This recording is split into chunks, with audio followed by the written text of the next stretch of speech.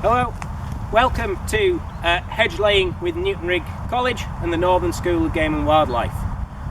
What we're going to talk about now is hedge laying tools that we use to lay hedges in winter. So, the key tools that we would historically use for hedge laying are bill hooks. Here we have examples of two types of bill hooks. We have the northern style, or the Yorkshire bill hook, which is larger, heavier, has two long double sides and is particularly well adapted for hand laying larger hedge plants and bigger jobs. Here we've got a Midland style bill hook. It has various different names, but it's slightly smaller, the handle is shorter, and we have a smaller blade on the back. More useful for getting into tighter, more densely packed hedges, and for using on thinner, sort of less mature hedges. So that's your key tool for hand laying. The other items you will require are a set of loppers. These are particularly useful for getting up into the canopy and trimming the twigs and branches back to make sure that we can free a stem that we want to lay or lig, so that everything isn't tangled together, and we can stick those up into the canopy and lop away to get what we want. The other invaluable tool for hand laying a hedge is some form of saw.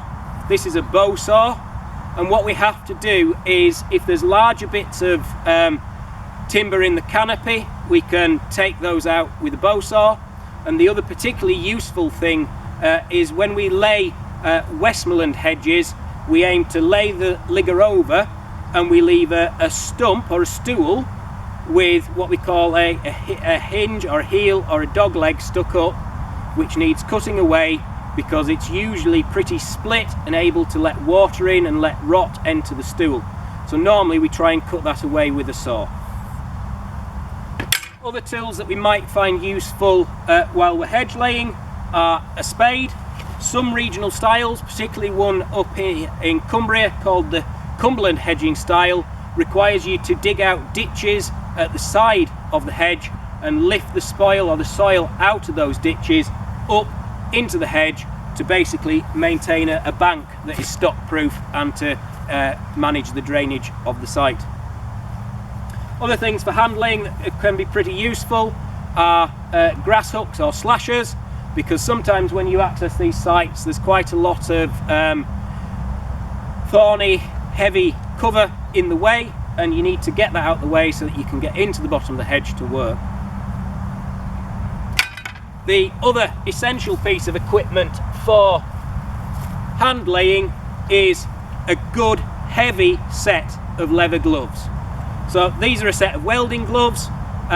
We are working with thorns, so typically blackthorn and hawthorn, which are particularly adept at getting into your hands and fingers and getting your hand a nice little infection, which you then have to deal with later down the line. So some really good heavy duty leather gloves are essential. So moving forward, the other thing that we've got to carry out in Westmoreland hedging is staking. You've got various different options for this. Basically a stake has to be knocked into the ground. The ideal tool is what we call a Beetle, which is a large wooden mallet, because it doesn't split the top of the stakes, which are normally cut from coppice material. Fortunately at Newtonrigg we don't have any Beetles, so what we tend to use is a post knocking mel, so a metal hammer with a very broad face, so that when we accidentally hit the side of a stake we don't split it and damage the top. What's definitely unsuitable for the job is sledgehammers or anything with a very narrow top that would split the stake. Moving into the 21st century, one of the key things that a hedge layer uses is a chainsaw. This can be used for pretty much all applications. It can be used to thin the canopy. you can use it to make the laying cut, and you can also use it for cutting your stakes. Basically you can use it for most things apart from knocking the stakes into the ground. Remember, if you're using a saw, there are some key bits of PPE that you need to be thinking about. One of the things we're looking at are chainsaw pants, because if we slip with a saw and we're working out in a remote area, we want that saw to stop and not cut into our leg, and chainsaw pants are pretty good at that. Being in a remote area is pretty dangerous. By virtue of the fact that you're not next to a phone, it can be hard to get help if you're bleeding out from a chainsaw wound. The other thing that I would strongly suggest you wear is a good pair of chainsaw boots with steel toes and ballistic nylon protection. They have a lot of uses. Obviously you're working down below your knee height, and it's quite easy to put a saw down into the top of your boots, so that steel toe will help you. The other thing that they do is they've got a lot of ankle support in there, so if you're walking about on rough terrain, you won't twist and break your ankle. Moving up your body, it's recommended that you use chainsaw gloves. Realistically, the opinion in the forestry industry is the main hand that needs protecting is the right hand, because if your chain comes off the bar, it tends to flip under the saw, and if you're using the saw correctly, the right hand is the one that's underneath, working the trigger, and stands the most chance of being injured. And then you've got a combined piece of PPE here, which is head protection. If you're working underneath canopy, a nice plastic helmet is quite useful because it stops the top of your head being scratched and punctured by thorns. Attached to this helmet, we've got ear protection. If you're running a saw, it generates a noise loud enough that it damages your ears, and if you're doing it day in, day out during winter, you will make yourself deaf. And then finally, the final piece of PPE attached to this helmet is the visor. This is a mesh visor.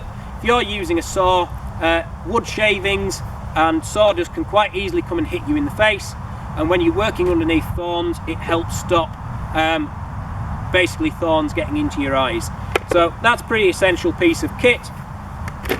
If you're hand laying, I would also suggest you probably aren't going to be wearing forestry helmets, but you can if that is your choice.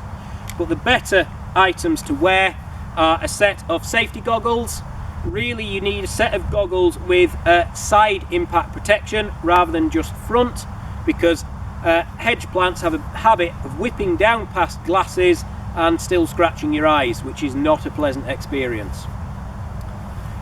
The other thing that I would suggest if you're hand laying, if you don't want to wear the helmet, is actually to wear a good cap of some description. It doesn't have to be a wool cap like this, but having worked for a few years underneath hedges and not having much hair on top, you can pick up some quite horrible scratches and thorns in your head if you don't have a good cap while you're working under the canopy.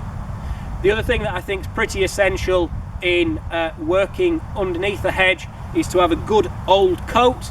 It can be made of leather or wax jacket material, but basically you need something that you can push into a hedge with that isn't going to let thorns through, so that you can push into the hedge and work.